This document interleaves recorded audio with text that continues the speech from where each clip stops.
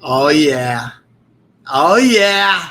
My first Wednesday show. Guys, give me 30 seconds and I'll be right back.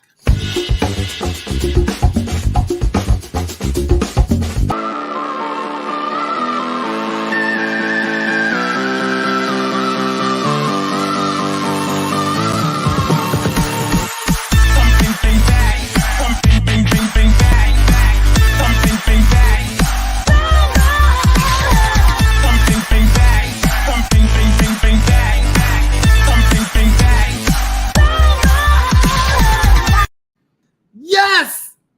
Yes! Oh, man. Football is about 24 hours away. Man, Keas, how are you doing, brother? I sent you an invite a little late. That's on me. I apologize. And you are frozen, it looks like. Okay, there it is. There it is. I see movement and frozen again. So Corey is unfortunately not going to be able to make it tonight. And Alex should be in. I sent him a link, but I did send it a little late. So my apologies there. My first Wednesday show is getting off to a rocky start. And Keas, you are completely frozen, my friend. You are completely frozen. I'm gonna remove you from the stream. Come back in, and let's see if this works. And it does not. Okay. All right. Well, whenever you can get your issues ironed out, please join the show. Here we go. There it is. There it is. Sorry about that. My internet has been screwy all day. No, I understand, man. Thank you so much for joining. We're actually missing technically one. Corey, A.K.A. the Red Sea, who said he'd be in the comments section, is not feeling well. I don't want to disclose what he has. It's nothing terrible, but he's sick. We'll call it that. And then Alex hopefully will be joining us shortly. Man, listen, you've been in the comments, you've been a guest before, but just in case you've been joining us for the first time, man, Keas, can you introduce yourself and your awesome YouTube channel?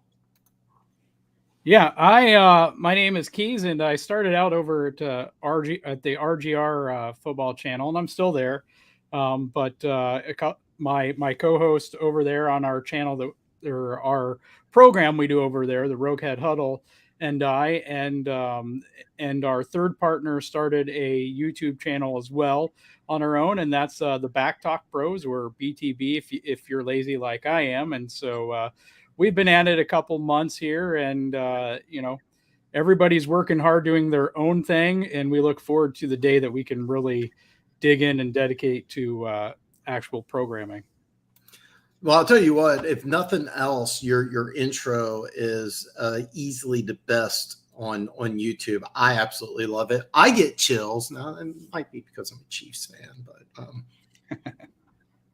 maybe a little bias. Before I get started, just got a couple quick announcements. If you live in the state of Kansas, sports gambling is up and running. I actually made all my yearly bets in Council Bluffs, Iowa, completely by mistake, because I could have done it 15 minutes from my home. No need to drive to 3 hours to Iowa. If you live in the state of Kansas, sports betting is up and running. If you use the app, it does not connect directly with the casino, but I talked to them yesterday. That's in the process. If you use the Barstool app and you're like myself, who enjoys going to the casinos from time to time, all your stuff shows up on the app, but you can't transfer everything yet. Just for fun, I am going to deposit some money into the app and just kind of play around with it, find out if there's any hidden charges or secret fees that you may need to know about. And I'm actually going to document all of that later. I also have two new YouTube channels, Dan Bets NFL and Dan Talks NFL History. I'm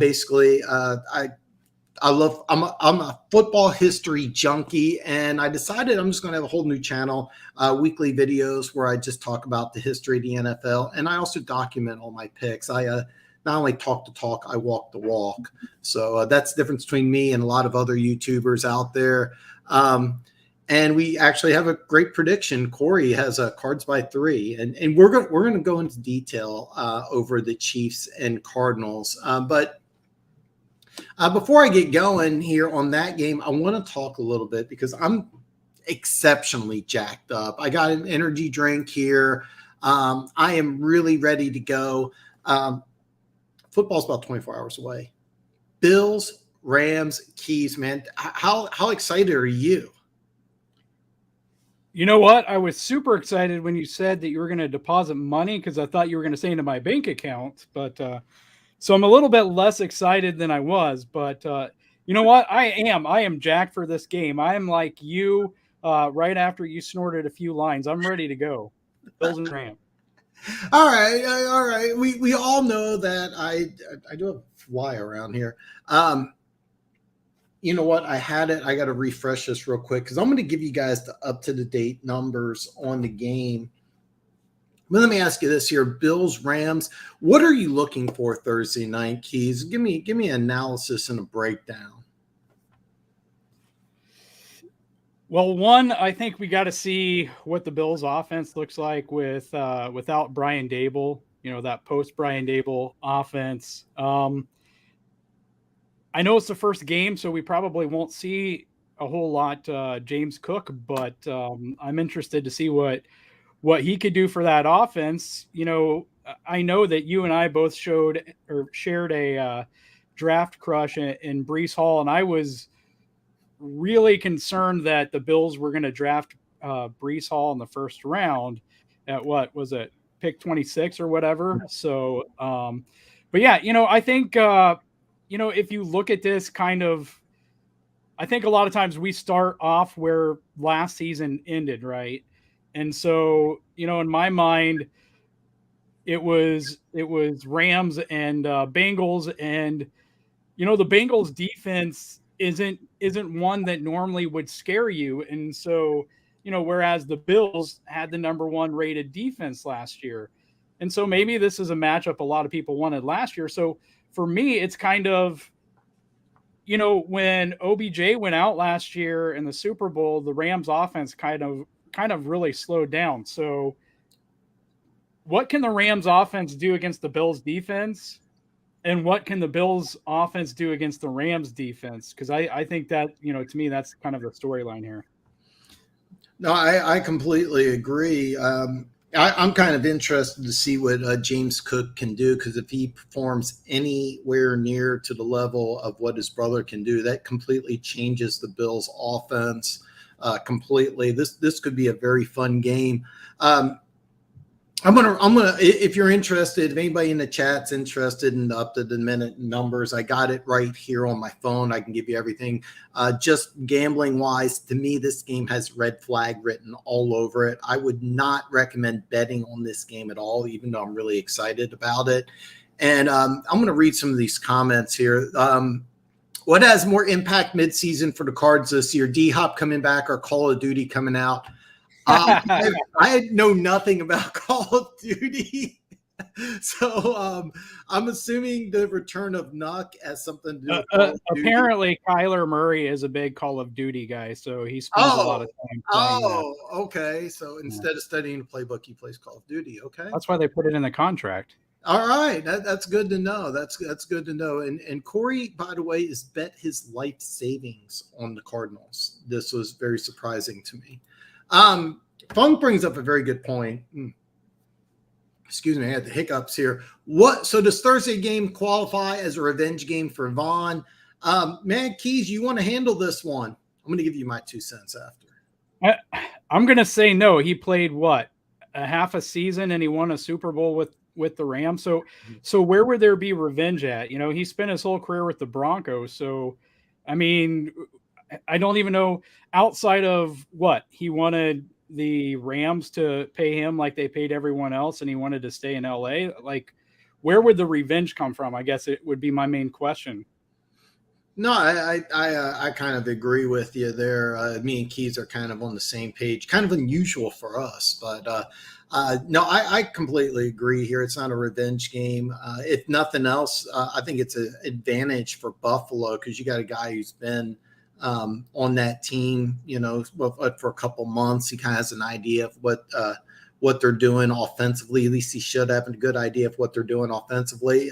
That's actually kind of a key for this game because the big thing about the Rams and trying to repeat is that they're missing Andrew Whitworth. And yes, I know he was 75 years old last year, but he was playing at such a high level. He was really 40. I was being facetious, but he was 40, but he was playing at a very high level. It's kind of funny because the Bengals, when they got rid of him, the Bengals just dipped. And it's an old NFL saying you want to get rid of a player 1 year too early rather than 1 year too late. So they got rid of Whitworth, what they thought was a year too early. And he was 33. You know, normally if for the NFL, when you're 33, you know, your play starts to decline. Not Andrew Whitworth. He played, I think it was 7 or 8 very solid years for the Rams. And even though he was 40, he was playing at a very high level. You take away that left tackle position, and they didn't really address this. They couldn't in the draft. They didn't have draft picks. They used their swing tackle. They've now promoted. I believe it's their swing tackle. He could play guard.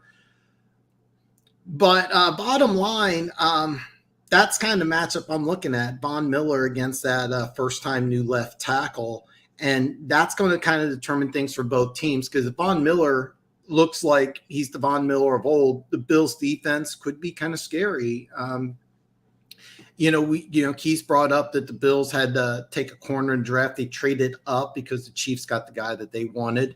I can't prove this, by the way, but the Bills easily would have taken McDuffie over Kalar Elam, which I thought was a big reach. I didn't have a first-round grade on him.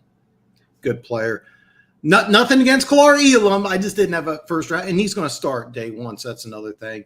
But to answer the question, Funk, I think me and Keas both agree it's a non-issue as far as revenge, but I think it's the main issue going to the game because you have Von Miller going against a new left tackle. That's going to be huge. All right. Red Sea says for Thursday Night Football, I got the Bills by 10, have them making a deep run this year. Well, the line on the game, and I am going to do something different so I don't have to kind of constantly refresh this. The way the gambling sites are set up is that you do have to kind of constantly refresh. So I'm just going to take a screenshot. And so it's not up to the second. So if somebody makes a large bet in the next 2 minutes, this line could change. But the Bills are a 2.5-point favorite.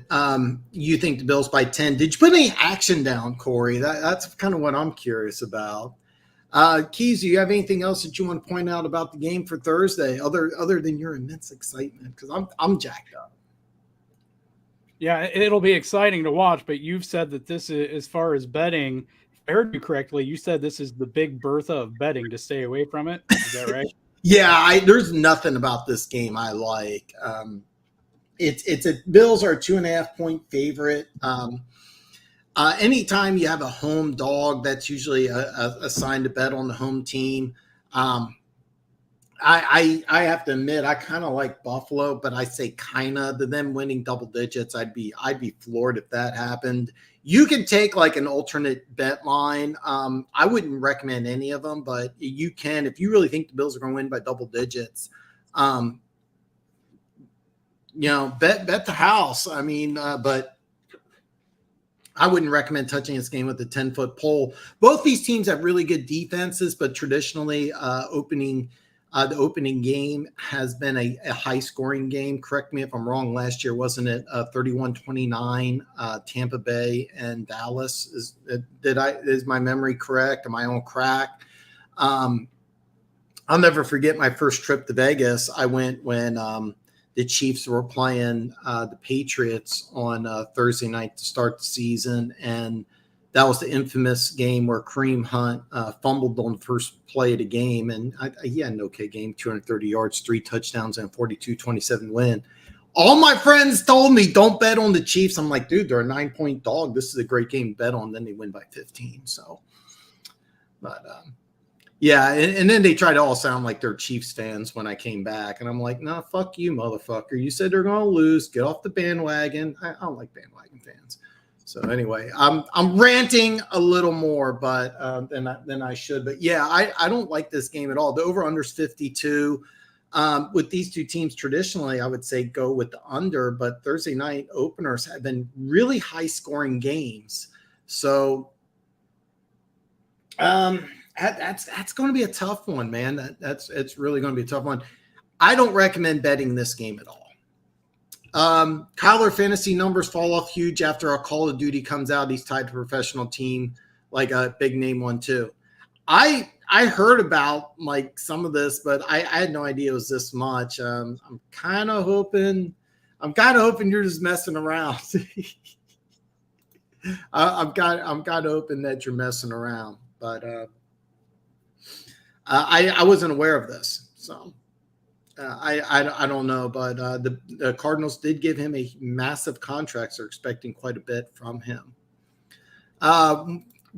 Corey, if you're well enough, I sent you the link. Go ahead. I have no idea where Alex is. I kind of want Alex's point of view because I was going to talk to him a little bit about Miami and New England. I don't know where he's at, but I did send off the link a little late, so that's on me.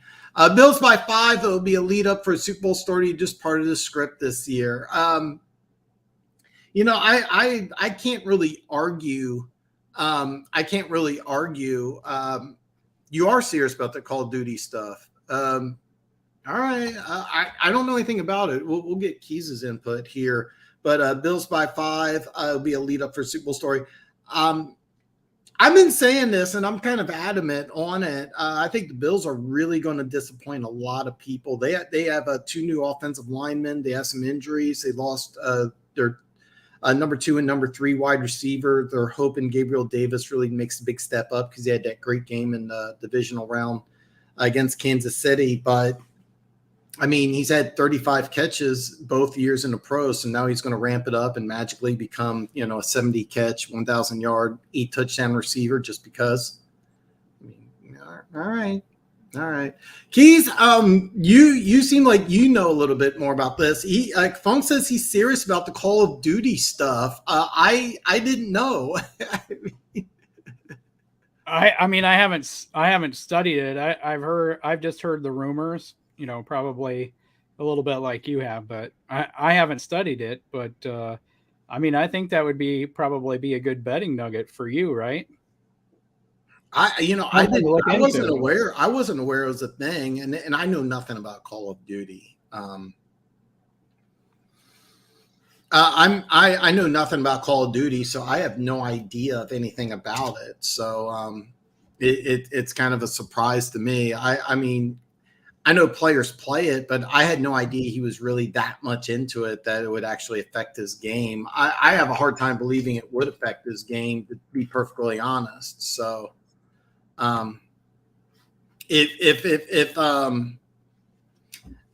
if that's really the case, I'd be really surprised. So, but I find that a little surprising. But one thing I do want to say is that no, bear with me here. We're pretty much done with the Bills and the Rams. Do you have a prediction, Keas? Bills or Rams? I'm gonna go with the Rams by 6. All right, Rams by 6. That might be a lot more heart than brain, because there's nothing that I'd like to see more than everything that I think and feel about the Bills come true after this game. I think the Bills win this game, but I'm telling people right now they're the overwhelming favorite to go to the Super Bowl. I think that they're going to take a step back. They were an 11-win team last year, and I think they're going to take a step backwards. I really do. I think a lot of Bills fans are going to be very disappointed. I see Corey has jumped into the stream now. He is not at 100%. So because Alex is nowhere to be found. Alex, by the way, we should all say kind of a prayer for Alex. He's a college student in Appalachian State, and he is busy banging co-eds by the dozen. So we should all, sorry for going through that really tough life. But I'll tell you what I'm going to do. We're going to go ahead and jump in. and people are going to jump in. I'm going to have Corey jump in, and we're going to talk a little bit Cardinals and Chiefs. And this is the main thing I really wanted to do. Keas is having some internet problems. He is off right now, but hopefully we'll have him back on soon. People that are hardcore Call of Duty will play the game from the time they get home till the time they have to work in. Seriously, I know 2 people take a few days off. Funk, let me ask you this here. I had a guy who helped set a lot of my stuff up. Great guy, super awesome guy. I actually helped him move into my apartment complex, and then I helped him move out 3 flights of stairs. I mean, I love this guy. His fiance at the time, phenomenal girl, like the type of girl that you'd want to settle down with. Great girl, great couple. And he took off when the World of Warcraft expansion pack came off. He took off for 3 days. So I'm guessing that type of, like, I'm not jumping out of the realm of you're saying like this is the same level as the guys that do World of Warcraft, like professional players. So I've heard of Call of Duty. I don't think I've ever played it. But without further ado, I'm going to bring on Corey, A.K.A. the Red Sea, man. And hopefully Keas can come on. He's having some internet issue. Corey, are you feeling okay, sir? I am feeling as good as I will. I know it sounds terrible, but, I'm saying. I appreciate you toughing it out and coming on. I sent the link late to both you and Alex. Alex is MIA, but I understand the life of living in a dorm in college. So I understand. We all say our prayers out to him. He is probably with 3 chicks right now in this dorm room. So let's all say a prayer for him. But let's do this here. Let me ask you this. I'm going to try to keep this as short as I can because I know you're not feeling well. I don't know how much you are involved with sports betting or not involved in sports betting. You've been on in the past, and I let me ask you this, because the line jumped from 2.5 to 4. Yesterday it was 6. Now it's 5.5. There has been a major line jump. I've hardly ever seen this type of a jump happen so rapidly. Normally something like this has to happen for normally this happens when a player gets injured or somebody's been arrested. Is there something that's going on with the Cardinals that has caused this line change, or is this just the general public just not believing in your team? I'm pretty sure it's probably the general public not believing in our team. Probably going to go there. The only explanation I could give for this game, we could be missing our 2 starting pass rushers, Marcus Golden and J.J. Watt. But aside from that's not wide information. It's not even confirmed that they're out yet. But aside from that, I don't see any reason for the point to change besides the NFL polls just coming out. And they were like only one person picked the Cards. So it could just be the mass of fans going towards the Chiefs. Yeah, I actually jumped on an Arizona Cardinals fan YouTube channel as it was ending, and I brought this up, and neither one of those guys did sports betting, so they kind of just said, well, normally it's just to the fan base, and I'm like, well, no shit. I mean, that's exactly what it is. I was kind of hoping that somebody knows something, because literally tens, maybe even hundreds of thousands of dollars had to be bet on the Chiefs for a line to jump this much. I mean, this is a massive line jump. I actually got 2.5 myself on a free bet. I was going to take the money line, but when I saw a 6, I probably passed. However, now I can do it 15 minutes away. I may put some money on the money line. But let me ask you this here. Why are the Arizona Cardinals going to win this game? I would like to think we would win this game. Would very much so. I'm not completely confident in the Chiefs defense after losing Honey Badger. Okay. Even though I know what's his name? Was it Juan Thornhill you guys drafted, or was it the other guy? We drafted several defensive backs. We drafted 4 total. We have a safety who's going to play some in sub packages. Juan Thornhill is going to take over for the Honey Badger. He was he's a 4th-year player. He'll always kind of bring a cringe to my mind because he was picked number 63 and DK Metcalf was 64. So when the Chiefs are going to take, we took Andy Isabella over DK Metcalf. So I'm fully aware. I know that. I actually, you know what? Coming into the draft, I like the kid, but when you took him over DK Metcalf, I was upset.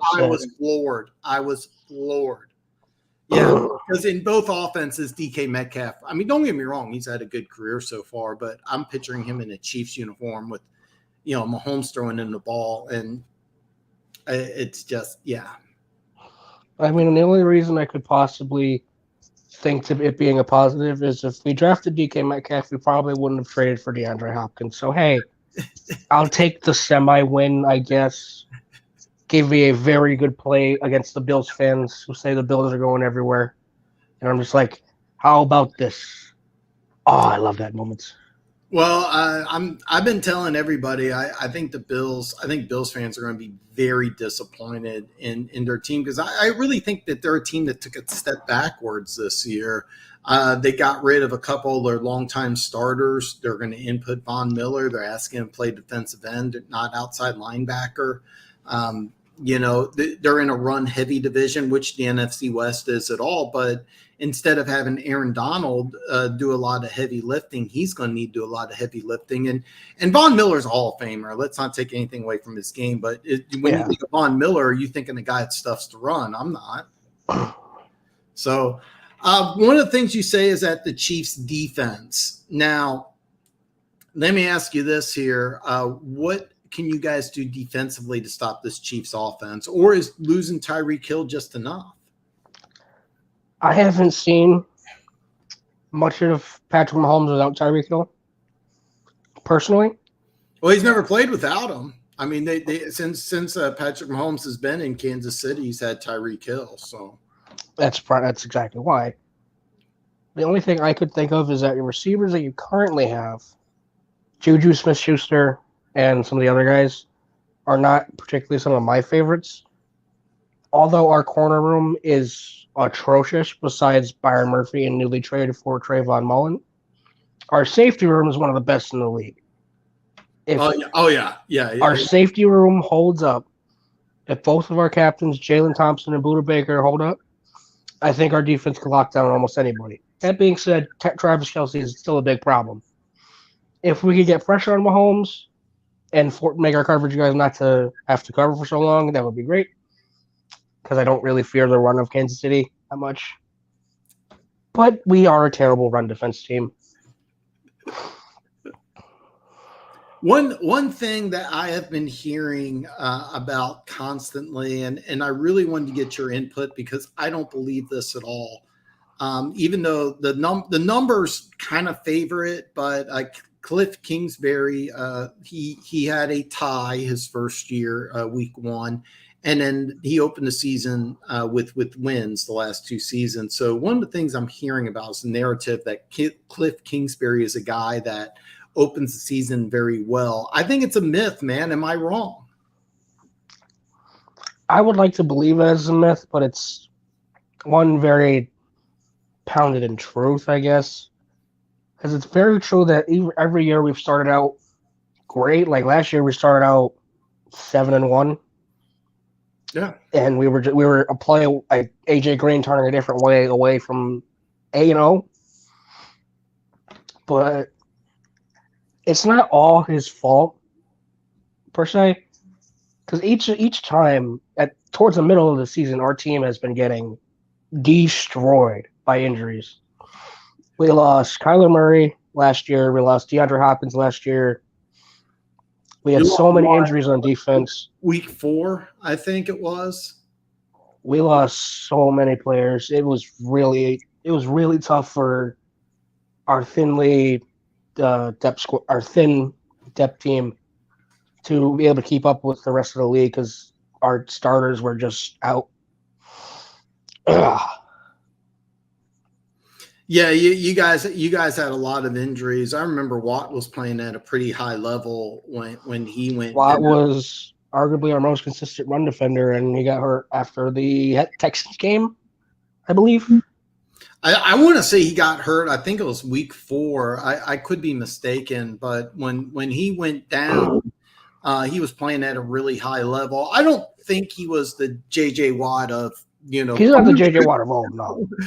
But, I mean, he was playing at a really, really high level.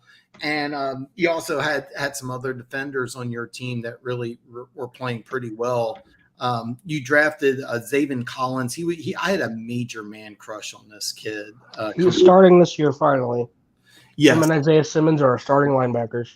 Isaiah Simmons went to high school about 10 minutes this way. And now you're going to play him. Have fun. Yeah. Well, yeah. I mean, he more than likely he was a Chiefs fan, playing. I mean, this is basically Kansas City. It's a town called Overland Park. We're about 20 minutes outside of Kansas City. So when I travel, I just tell people I'm from Kansas City. So Isaiah Simmons playing against his hometown team and Zaven Collins. You guys got a couple of linebackers that if these two guys stay healthy, oh wow. But I don't know if you. You lose. What was it? Jordan Akins. He's in Minnesota now. Jordan Hicks. Jordan Hicks. You know me. I'm bad with names, but I want him. I did love this guy, and I thought it was a good pickup for Minnesota because they're going from a 4-3 to a 3-4. It was, but at the time, Zaven Collins really needed to start because with Jordan Hicks, Zaven Collins just could not get on the field. Mm-hmm. Isaiah Simmons is so immensely talented, you have to put him there by default. And then Jordan Hicks was obviously the better of him and Zaven, so you really couldn't find a way to work him on the field many times. But this way he's going to be second to Isaiah Simmons as the starting linebacker, with the two outside backers technically being edge rushers. Yeah, that's kind of the way I see it. I think it's a defense. I think that's actually faster, younger, and more talented, which is funny because you could say the same exact thing about the Kansas City Chiefs. In my eyes, it's going to be defensively. It's going to be which team can catch up. Can get up to speed the quickest. Last year, the Chiefs got out of the gate kind of slow defensively, but they also were taking their best player, who's Chris Jones, as defensive tackle. They put him to defensive end in a massively failed experiment. We're not doing that bullshit this year. So, can you please do that experiment for this year, please? No, for this game. No, please. I need Kyler Murray to be healthy, please. No, I do not. And I actually, let me ask you this here, man. Funk has let me know that he was serious about this. Is this an issue for Cardinals fans? Kyler Murray playing I almost said World of Warcraft, playing Call of Duty. I was not aware of this. I knew it's just a bunch of bullshit because of one tiny stipulation he had in his contract that was actually removed. Mm-hmm. It was like he had to spend some certain amount of time with the team instead of that not being there. Like during game weeks, he would have to spend a certain amount of hours with the team and with the team in film rooms and stuff. But it was very minor, and the media. As soon as they find one little thing, they're gonna run with it like it's the end of the world. That's what happened. And now everyone just thinks Kyler Murray plays Call of Duty every second of every day. No, one thing about Kyler Murray is that I don't think people really realize how immensely gifted he is. I mean, I think he's faster than Lamar Jackson, but I mean, the arm talent. He's a better quarterback than Lamar Jackson. People don't realize. Easily. The arm talent that Kyler Murray has and the arm talent Lamar Jackson has are on two different tiers completely. I mean, not even close. Not even close. Is maybe similar, but Kyler Murray has phenomenal arm talent, but I also think Kyler Murray, if he really wanted to, he could play corner, he could play receiver. I mean, he'd have to put on 20 pounds or maybe 15, play running back. But I mean, he could do so many different things. He's just such a freak athlete. It's just crazy his athleticism. Me and you actually met because we both agreed that the Cardinals should not take Kyler Murray. Exactly. Now here we are. I have a Kyler Murray picture as what is representing me because I am too sick to show my face. But this I is will support the team, but I will admit I did want Josh Rosen to be the starter. I did want I that. did too. I thought that would have been a better move. Stick with Rosen, and Rosen's now been on 15 different NFL teams. I'm exaggerating slightly. I know he just got released, and I forget which. Oh, team. he just got released by the Browns. I forgot. Yeah. So I'm curious because here's a guy. He I wasn't. feel so bad for him because he never had a shot with us. Our team No, was so he had bad. no chance. And I wonder, is this somebody who's just like the world's biggest dick? Like I wonder. I wonder if that's the case. I think like he's just kind of an asshole or something, you know. And we got Keas back. I think Keas. All right. I see his face. Yeah, he's having some internet connection, and I might be having some issues myself because I see. Okay, so I was going to have you two kind of debate over Chiefs and Cardinals, but since we're having some technical issues, and you sound terrible, but I thank you so much for coming on, and I was going to have you two kind of go at it. I was going to kind of moderate and stay to the background, but I'd still love to hear his opinion. I could say to hear his opinion on Key. I want to say one thing I absolutely love about Keas is that me and Keas do not always see eye to eye. Matter of fact, I think we disagree a lot more than we agree, but we're both Chiefs fans. And the one thing I will have to say about Keas, he's a numbers junkie, he's an analytics junkie. And I think people that do that have an edge up. And you know, because I do sports betting, I'm looking for everything I can get. So Keas, man, are you back? Are you there? Is the internet good? Quit watching Pornhub. I hope so. I just want to point out that it went out right after I talked bad about the Bills, so I'm gonna have to check in to see. There's a Bills fan watching us. Hey, Bills fan watching us. How'd that Hail Mary feel? How'd that feel? How'd that feel? Well, I know there's 13 seconds they'd like to forget, so you know. I know and even if they forget those 13 seconds, they still got overtime. They hate so much. Overtime. You know what? We lose the AFC Championship game to the Patriots in overtime, and I knew from the very beginning. I was at the game, and the opening drive, all they did was just run plays right up the middle, and they did it all the way into the end zone. I was like, oh, we're going to lose this game. And then there was a brief moment in time before D Ford jumped off sides or lined up off sides. I thought we were going to win. Then we did the coin flip. I didn't want to change the rules. I just wanted us to get better. But yeah, but no, the Bills lose one overtime game, and they cry and moan that we should change the rules to college rules. So why didn't they want to change the rules when Norwood missed that 47-yard field goal? You may be too young to remember that, but I watched that live, Super Bowl 25. One of the greatest all-time Super Bowls. And, you know, they should complain about rule changes. Well, you should get an extra try if it's over 47 yards. But anyway, I think one thing we all have in common is that we all don't like the Bills. So that's kind of that I didn't agree on, even though I do think they'll be good this year. We do disagree. I think they're going to disappoint a lot of people, and I think a lot of people that bet on the Bills are going to lose a lot of money. But I think they're at least going to murder their division. I don't think the Patriots can really challenge them that much. I got the Patriots as my sleeper. I wanted to have Alex come on and tell me why I'm right, but apparently he did not feel like. I think he's doing something, but I can't be sure. We all know what he's doing. We all know what he's doing. We all know what he's doing with several girls and maybe a guy. You never know. These college kids are kind of weird today. Nothing wrong with that. Let's just don't censor me, YouTube. I'm already getting throttled. And you know what? By the way, I put on Instagram. Somebody came up with these alternate helmets, and I put these are terrible. These should be burned. And I got a notification from Instagram that my comment was offensive. That's what I was reading before I started the show. And these helmets did deserve to be burned. They were terrible. They were god awful. But yeah, some of them were bad. I liked ours.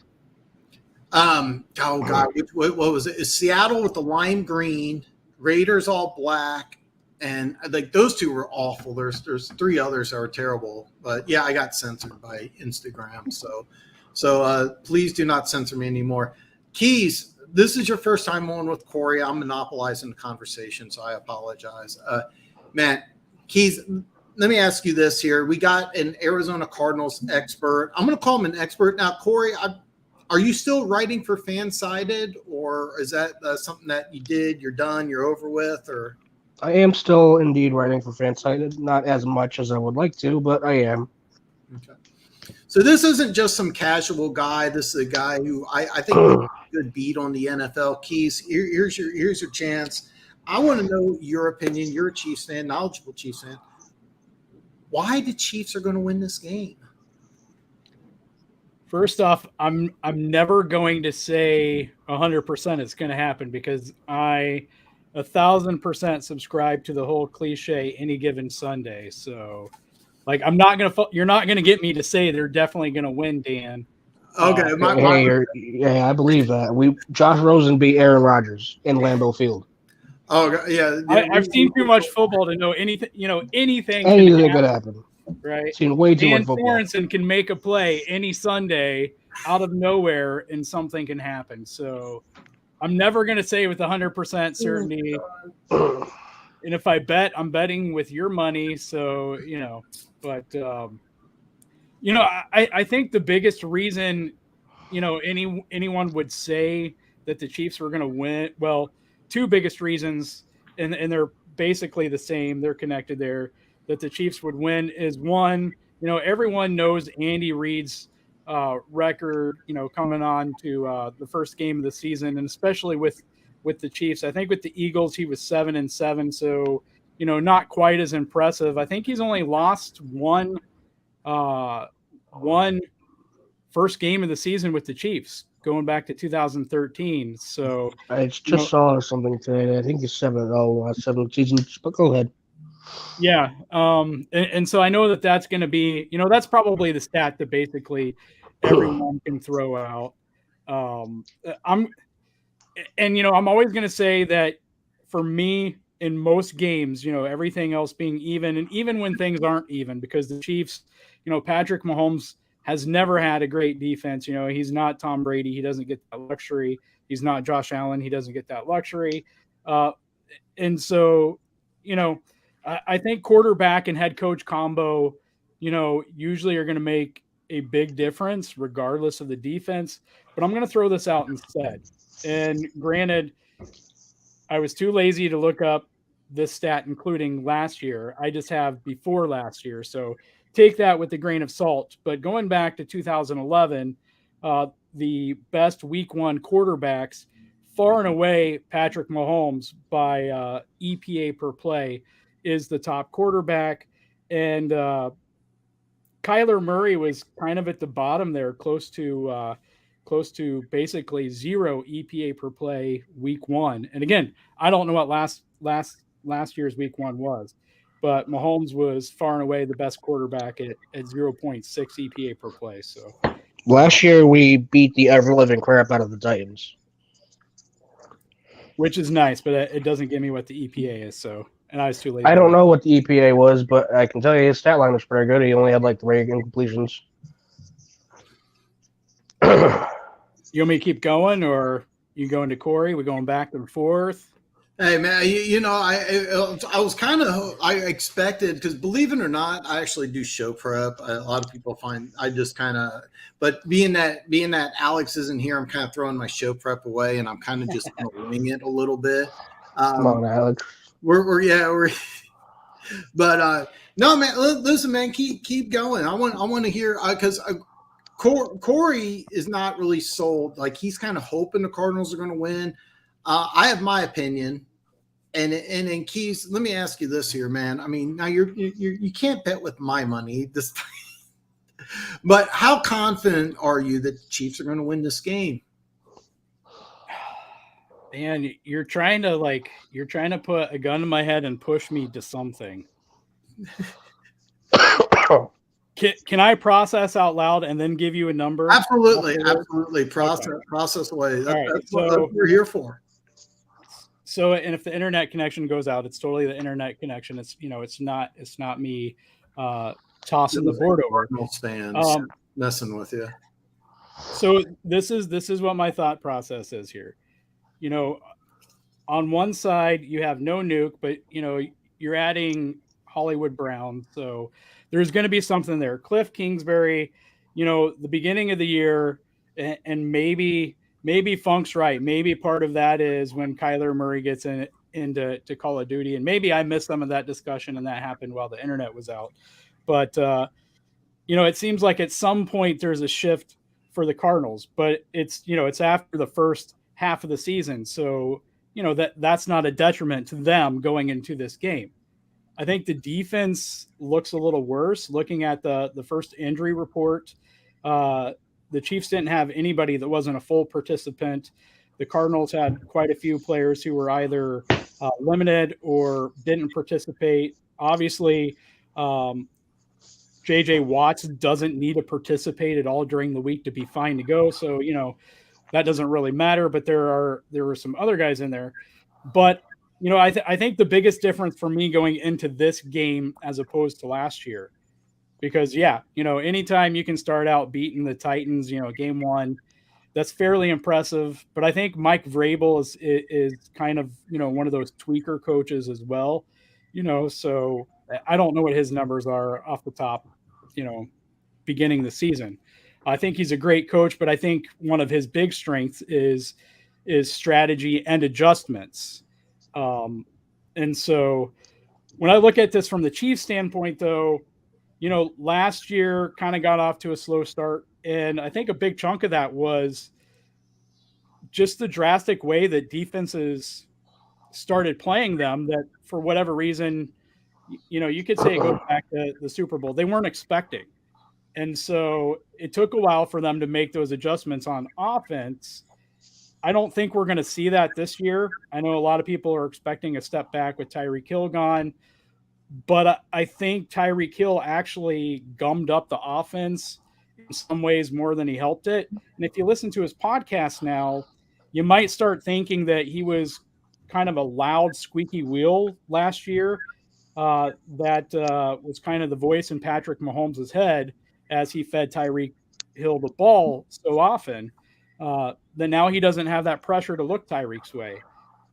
Defensively, there's been a lot of changes, and that's kind of the coin flip, from the Chiefs' perspective for me. There were a lot of things that Spags didn't do that great last year to start off, and he's got a lot of new guys this year. So how are they going to transition, and what's he going to do? To me, that's a huge question mark, because, the Cardinals offense is obviously really great. You put them in this situation where you're going to have some guys that aren't battle tested on the Chiefs defense. So, I mean, I can see this being a high scoring affair because the defenses aren't going to really step up, in my opinion. I could be wrong, but, that's how I see it. It's going to come down to the offenses. And I think it's going to be like that for a lot of the games that the Chiefs play the first part of the season until they get to the bye week, and they can make some of those crucial tweaks that they need to make with these young guys on there. So I would say, because I don't have blind faith in the Chiefs, especially. And I think, of course, it happens right when he's finishing up. So what I was doing here, and hopefully 65. Okay, we got something. So what I was doing here is I should have had this ready to go before, but I wanted to get the latest numbers. I'm going to read some of the comments here. Let's see what happens with Khalifas. Is he going to see a lot of time? The way I understand it is he's not going to start, but he is going to play quite a bit, Funk. This is something that the Chiefs really didn't like last year. A lot of people think that they wanted to blame Spagnuolo, but it was actually a front office move. We signed Jaron Reed to a 1-year, $8 million deal and tried to get the best players on the field. We had Jaron Reed as a defensive tackle, and what we were going to do is have Jaron Reed as our defensive tackle. We're going to move Chris Jones outside. That experiment didn't work. Jaron Reed was a complete failure. as a defensive tackle for us. I think he signed with Green Bay. He's in the rotation. And he's gonna play a 5 tech, not a 3 tech this year.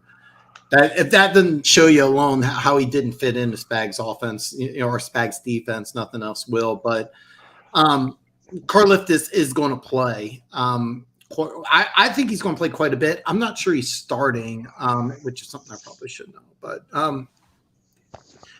so Keas, man, you're back. I think. All right, give him a moment here. Hopefully the internet. Those people have done the number crunch. Funk, this is actually something I do kind of want to pay attention to, because Call of Duty comes out in November every year. People say it's conspiracy theory, but if you wait 6 months, a lot of times, you're 100% right, Funk. You hear all these things coming out, and then next thing you know, they're actually facts. They sound like they're just totally insane things.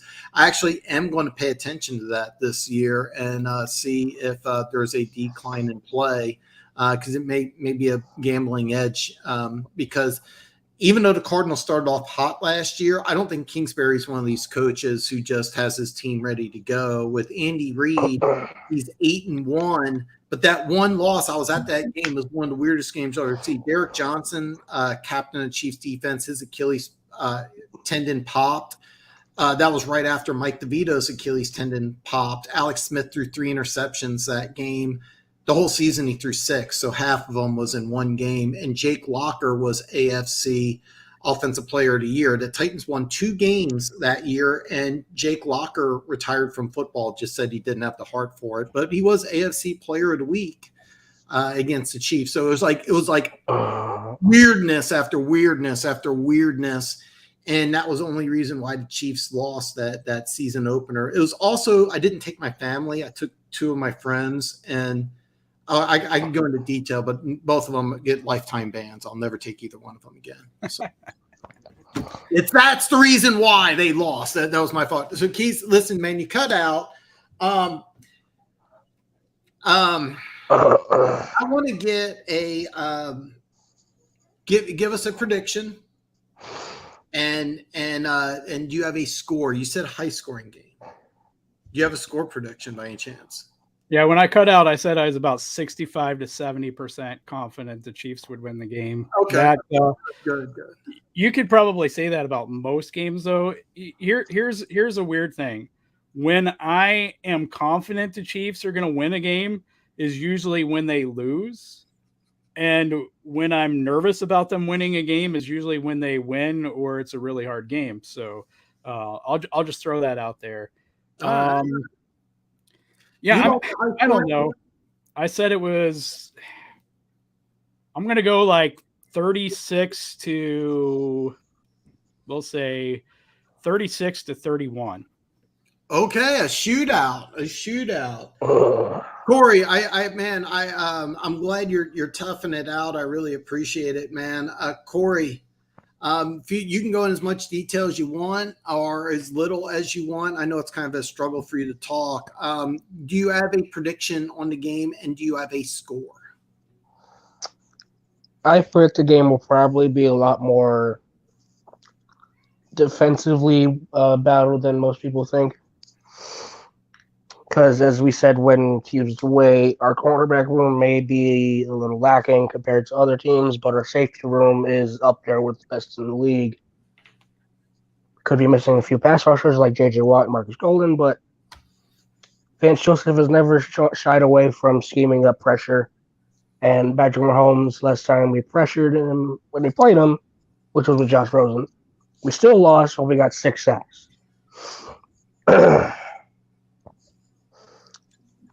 I would like to say the game would probably be somewhere around 27-24. One of the teams winning on our last second field goal.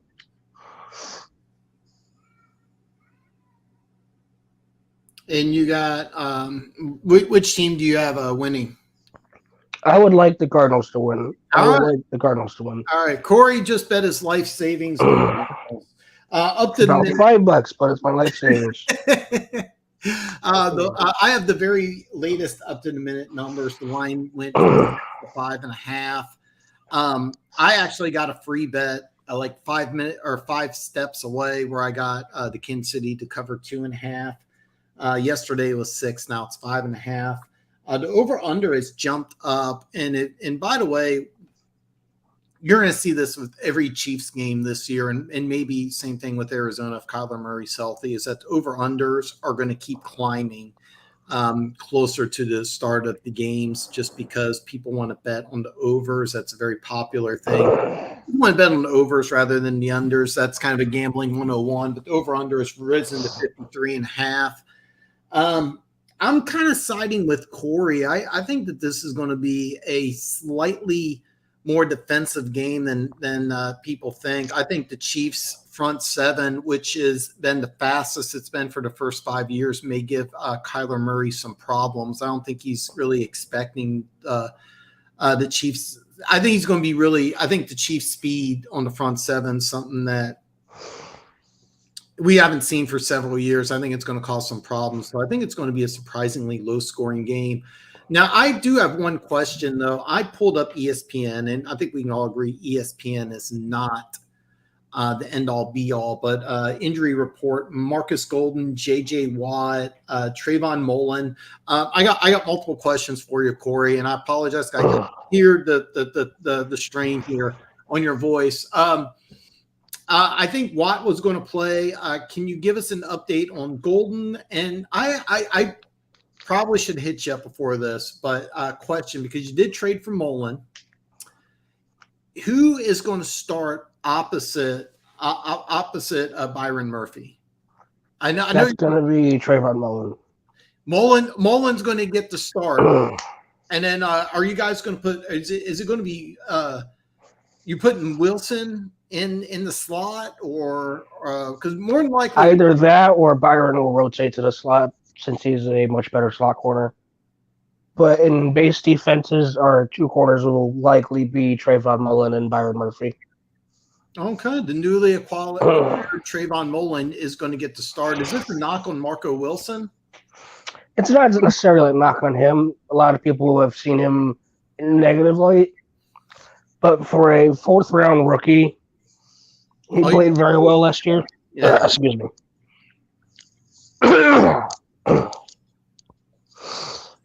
So I assume he'll come around and play a little bit better as the season wears on. But for this first week, I probably assume it's going to be best guys up front to cover Juju and the Chiefs offense. No, I have both Watt and Golden as questionable. I would bet money Watt's going to play. What about Golden? I would probably assume Golden's going to play too. Okay. I have no idea what injuries they may have. The rumor is that Golden's holding out, but he just doesn't seem that kind of a guy. So I would assume he would play. But in the worst case scenario, we're missing both of them. It would probably be rookie Myjai Sanders taking Marcus's spot, and rookie Cameron Thomas taking JJ's spot. All right. Banking on a couple rookies against an Andy Reid offense. Oh, man. Ooh, good. That's how they played in the preseason, even though it's not much. That's how they played in the preseason. We have a lot of our staff has a lot of confidence in our draft picks this year. I loved Myjai Sanders playing at Cincinnati. He had like some weird issue where he lost a lot of weight before the combine, but he was sick. He was kind of like me. He was sick at the combine, and I think he had a gained or lost like 20 pounds. Yeah, he lost like. If you watched him play at Cincinnati, though, he looked like an absolute stud. And you think that there's a chance he may start? If Golden does not play, then the logical starter I would see is him and Dennis Gardeck. Okay, that's rather interesting. That's rather interesting. Funk has a good comment here. I think the biggest problem in Arizona is Kingsbury. Dude has never made the right adjustments in the second half of the season. Not even in college, where his quarterback was Patrick Mahomes, but only had one winning season with Mahomes. Man, Corey, you want to respond to this one? It's not all on him. I admit he's not the best coach in the world. I am not saying he is the greatest coach ever, but it's not all his fault. some things are out of his control, like injuries and such. Injuries to key players like Kyler Murray and New Hopkins, as we had last year. How our center Rodney Hudson went out, and our center play was completely terrible without him. So it's not all his fault, but he does need to do a better job of making second half season adjustments. But it's not all his fault. Okay. Let me ask you this: how happy are you with Kingsbury? Is this a top 10 coach, top 15? Are you happy with him? If they have a losing season, are you wanting to get rid of him? I'm satisfied with where he's taken us because we've improved every single season under him. Just a couple of years ago, we were by far the worst team in the NFL, and now we're competing for one of the toughest divisions in football. And it's only been 4 years, this being the fourth year. So I'm happy with where he's taken us. If we continue to improve, I'll probably bump him up to that top 10 range, but right now I can't see him over the top 15. I just can't with the guys that are in that list, like Bill, Andy, Vrabel, Mike Tomlin in Pittsburgh. There's so many great coaches in the NFL. No, I pretty much agree. I don't think he's elite, but I think he's okay. Never He's not bad. But he's not the greatest, but he's not terrible. No, he actually. I remember when he first got hired, I thought it was a massive mistake. But I think, of course, that's 0 for 2 on you that year. Yeah, I mean, I wanted. I didn't think that they should have hired Kingsbury. Then I didn't think that they should have drafted Kyler Murray. And here we are. They did go to the playoffs last year, and if I'm correct, and correct me if I'm wrong here, Corey, didn't he have a contract extension after the year? Didn't he? He did indeed. We did extend him after that season, after that playoff game. Yeah, and I think he deserved that, despite the injuries. We hopped into that playoff game and got smoked by the Rams. J.J. Watt toughed out a torn labrum to play, but we were not winning that game. No, and the Rams, with the offseason, acquisitions of Miller and OBJ, they really elevated their game and really had a great team, a really great team. So, because I'm looking at ESPN and I'm looking at the depth chart. I'm seeing Mullen, Golden, Watt, all questionable. I haven't looked at the Chiefs, but if they did have some injuries, I think I would have heard it. Justin Pugh, Zach Ertz, these are all. I'm kind of looking at this and I think you're in for a rough week one. I'm not going to take 5.5, but I may put like a little extra down on the Chiefs money line. Really like Kansas City week one. There is another channel I associate with that does some sports betting. He has the Cardinals winning outright. However, he's not betting on it. So, I mean, whatever. I mean, like he said, any given Sunday. Absolutely. I've seen a lot of weird things. That 2014 open season game against a 2-14 Titans team, they won that week and one of the weirdest games. I saw Josh Rosen go into Lambeau Field in December and beat Aaron Rodgers. Yeah, I remember that game. There's a lot of weird games, especially week one. If I remember right, the Saints beat Green Bay 38-3. If I remember right, dog shit out of Green Bay. Yeah, and then Green Bay ended up 15-3, and then they choked in the playoffs. But there's always some weird things that happen any given Sunday. Man,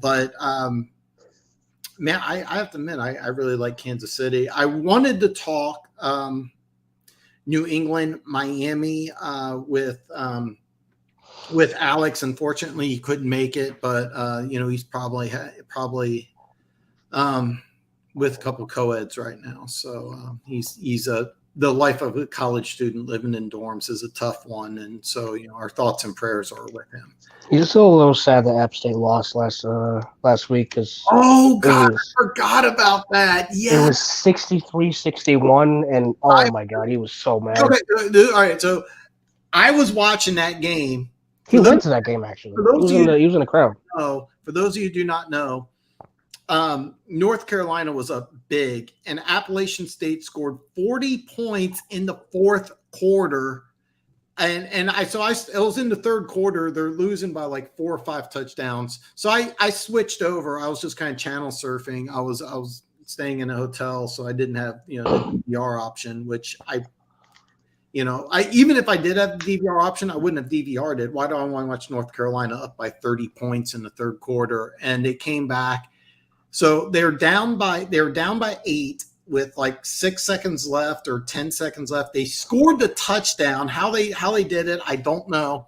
They go for 2, and they missed the 2-point conversion.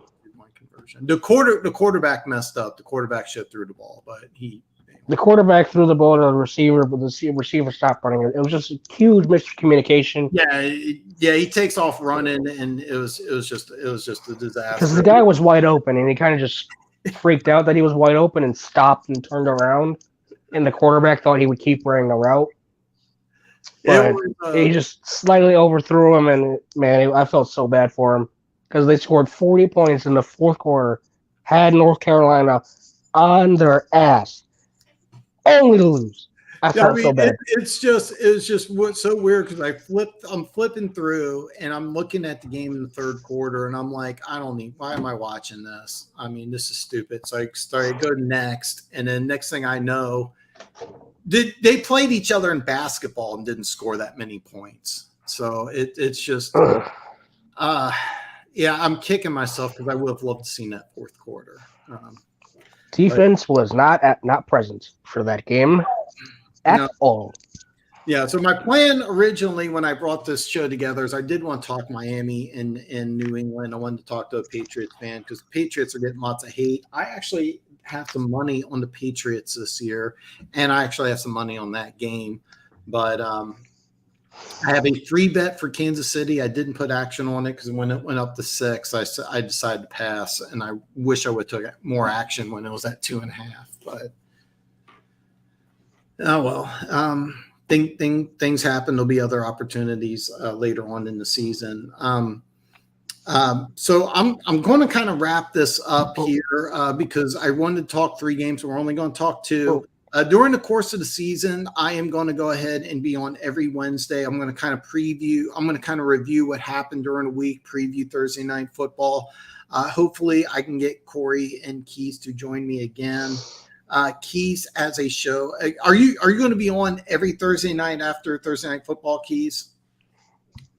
It's kind of up in the air now because all 3 of our schedules are kind of getting challenged. And so we're going to have to figure that out. All right. It's a big answer I can give you. All right. Do subscribe to his YouTube channel. The link is below it. It's a great YouTube channel. It has the best opening theme music of any YouTube channel out there. I get chills every time I listen to it. And he has some really great content too. Big fan of the YouTube channel, and I love having him on. Corey, when you are feeling better, I want you on for a full show. Hopefully Alex is recovering and he'll be ready to go. Before I tune out here, Corey, man, any last words, anything you want to go over? Don't underestimate us just because we're missing Nuke Hopkins. We are still dangerous. Even though we lost to the Lions without Nuke Hopkins, we are still somewhat competent. I feel like I'm Jack Sparrow pitching something, but here we are. We are going to give our best. Well, I will say this. Every Chiefs fan is going to cheer for you week 2 when you travel to Vegas and play the Raiders. So. Oh, yeah. Chandler Jones is not going to be happy. So I don't think that's going to go too well. But, hey, it's wishful thinking, right? Yeah, well, we're all cheering. All Chiefs fans will be cheering for you week 2. And Keas, before I wrap up, any last words, thoughts, anything at all, man? The floor is yours, man. Well, I am disappointed that we weren't going to talk about the Patriots and Dolphins, but I mean, you guys could be right on this game. You know, I just get the feeling, though, one of the things that I think kind of gets lost in the NFL is that even though Patrick Mahomes is very like politically correct and soft spoken, and you know the Kermit voice can kind of like lull you into a sense of fake security. He's one of the most petty players in the NFL. And there's been a lot of ammo given to him and the Chiefs this offseason. And I'm not saying that the Cardinals are going to get a bunch of blowback from that, but I do think that they are planning to come into this game and make a statement, and that the Cardinals might catch some strays from that. And I think it's really going to be hard for their defense. And again, I'm not going to say, I hate when people say something with 100% certainty, because we haven't even seen a real game this season. So this is partly just conjecture, so take it for what it's worth. But I do think that we're going to see as balanced as it can be for Andy Reid. I think we're going to see more running game, kind of like we did in the third preseason game. They're getting stuff tightened up there. They didn't really care about it, the first couple of preseason games. I think we're going to see some of that. And I think the Cardinals and I think the rest of the league are going to have to deal with who the hell's getting the ball. Because I think before, it's like when we were all in college and you talk to guys, you take this person's class, and you learn their little secrets and everything. And you study for their test, and you can get the best notes because everybody knows this professor. Everybody's got notes on this professor. All of a sudden this year, it's not, you can just look at Travis and Tyreek and you're good. When, Patrick Mahomes came out and apologized to fantasy owners this year because they're going to spread the ball around. And I think that makes it way, way, way harder for defenses and defensive coordinators than it was last year. So, that's why I have a feeling it's going to be more high scoring. And I do respect the Cardinals offense. And I do think our defense is going to start out slow. So that's why I see this as a high scoring game. It is a high scoring game. All right. And those are all some great points. Let me ask you this here, because I put it in, I messaged you both, and I did say I wanted to talk a little bit about Miami, New England. Man, do you have a take on it, Keas? Well, that this is another area where we agree that I know it's not the most rational opinion that the Patriots are going to win the East this year, but that is one of my surprise picks, along with the Ravens winning the North and us seeing Bengals fans and Bills fans, in the fetal position crying this year at this revelation. But, this game should be interesting.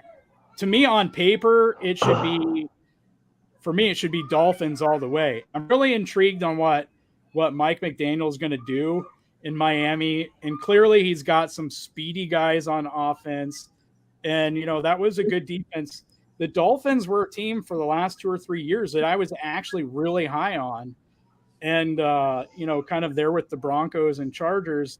And so I'm kind of in a position where I don't want to be caught off guard. Like I finally give up on them.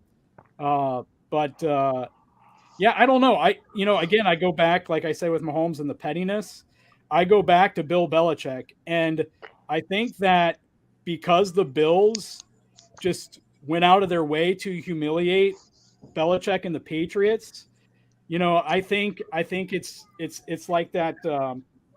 Let's see, is it Billy Madison? I think it's the scene in Billy Madison where Billy calls up Steve Buscemi's character and he apologizes to him. He's putting on his lipstick and he's got his kill list in his hand and he crosses Billy Madison's name off. That's Bill Belichick. I think he's had the Bills and Sean McDermott's name written at the top of his kill list for 6 months now.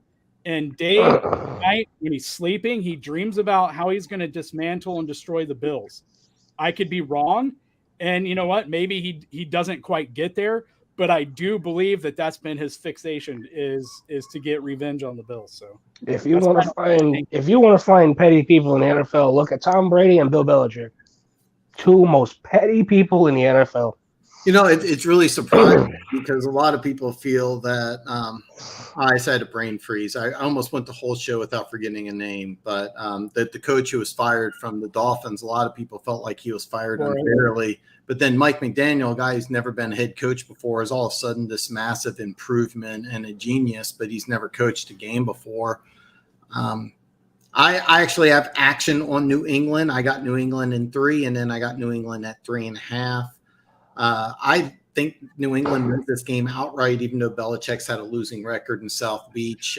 You get Belichick against a first-time head coach, an inexperienced quarterback with all these new weapons who played together this offseason. And, it's funny, we talked about Kyler Murray playing Call of Duty, but Tyreek Hill, all he's done this offseason is go on TV, podcasts, and run his mouth. So it'll be interesting to see if he's ready to go. I've always loved Tyreek Hill here in Kansas City. I mean, he brought some great memories and everything, but I actually think New England pulls an upset and actually wins this game. I think they're going to be a lot better than people think, man. Corey, man, I know you're not feeling well. Any last thoughts before I let you go here regarding New England, Miami? I got New England winning outright. Actually, you like New England also? Yeah, I got New England winning outright. I just don't see how they're going to get past Bill Belichick. Honestly, that's the bare bone truth. Bill Belichick's one of the few people you just don't bet against. Yeah, I kind of agree with you completely. I actually got action. I got 2 betting units on New England. I have action. Well, I have a $40 free bet on Kansas City at 2.5. I haven't put any other action on Kansas City. I may take the money line. Maybe I may take the money line just to kind of experiment with the app, and I kind of wanted to give some people a heads up on how it works if there's any hidden charges. But I have 3 games to bet on, but that's going to be on my new channel where Dan bets football. So I'm glad you guys. I changed the name. It's now Dan Talks Football. So just think DTF, because DTF can stand for nothing else except for Dan Talks Football. So hopefully you guys like the new name. I'll be on Wednesday throughout the whole season. And I think we're going to wrap it up, man. Corey, man, thank you for joining. I appreciate you toughing it out. Keas, man, I always love having you on because we disagree a lot. We're different types of personalities, but when it comes to football knowledge, man, I think you're among the tops, and I'm a huge fan of your YouTube channel. So it's always an honor having you on. Hopefully, as the season goes on, I can talk you into coming on again and again and again, because I love having you on. Hey, I appreciate it, Dan, and it's my honor to be on with Corey. So thank you, guys. All right, guys. Hey, guys, listen, I'll be back Friday, same time, same channel, same everything, just a new name. I'll see everybody Friday. Enjoy football. We're going to talk about the Rams, Bills on Friday.